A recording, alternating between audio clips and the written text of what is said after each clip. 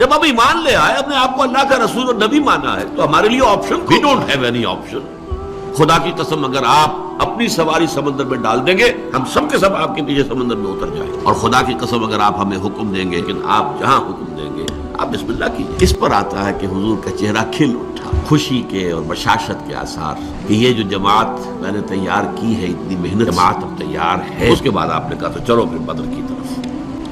حضور جب اپنے 313 ساتھیوں کو لے کر تقریباً درمیان میں تھے مدینے اور بدر کے، وہاں حضور کو وحی کے ذریعے سے اللہ نے اطلاع دے دی کہ مکے سے ایک لشکر بھی چل چکا ہے، بڑا طاقتور لشکر.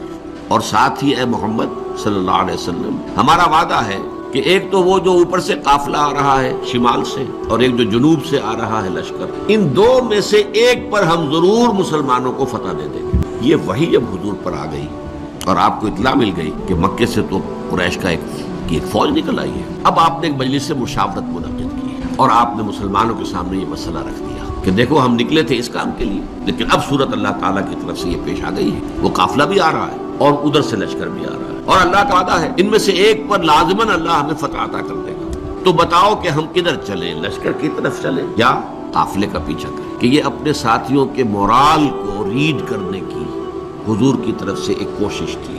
پتہ چلے ساتھیوں کی کا مورال کیا ہے، کیا عالم ہے، ان کا حوصلہ کیا ہے، ان کے جذبات کیا ہیں، ان کی امنگیں کیا ہیں. آیا وہ ڈر جاتے ہیں یہ سن کر کے لشکر آ رہا ہے، قریش کا لشکر؟ قریش کا تو یوں سمجھیے کہ اس کا لفظ ایک دہشت پیدا کرنے والا تھا عرب کے اندر. قریش، ان کا لشکر اور تیاری کے ساتھ. یا یہ ہے کہ ان کے اندر اس کیفیت سے اور استقامت پیدا ہوتی ہے کہ ٹھیک ہے اب وقت آیا، اب وقت شہادت آیا ہے، اب وقت آیا ہے کہ ہم اپنا جو مقصود و مطلوب ہے، شہادت ہے مطلوب و مقصود مومن، نہ مال غنیمت نہ کشور کشائی. حضور جو حکم آپ کا ہو آپ بسم اللہ کریں، ہم تیار ہیں، ہر شے کے لیے تیار ہیں، فیصلہ آپ کو کرنا. حضرت ابو بکر نے تقریر کی رضی اللہ تعالی عنہ، لیکن حضور نے کوئی خاص اہمیت نہیں دی. حضرت عمر نے تقریر کی، حضور نے کوئی خاص اہمیت نہیں دی. مقداد ابن الاسود نے جو تقریر کی ہے وہ بڑی پیاری ہے. خدا کی قسم آپ بسم اللہ کریں، جو بھی قدم آپ اٹھائیں گے انشاءاللہ اللہ تعالی ہمارے ذریعے سے آپ کو آنکھوں کی ٹھنڈک عطا کرے گا. حضور ان کی بات کو بھی کوئی خاص اہمیت نہیں دے رہے.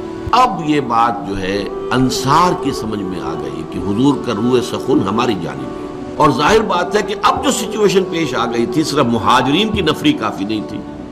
80-85 مہاجرین تھے، باقی سب کے سب تو انصار تھے، ان میں 313.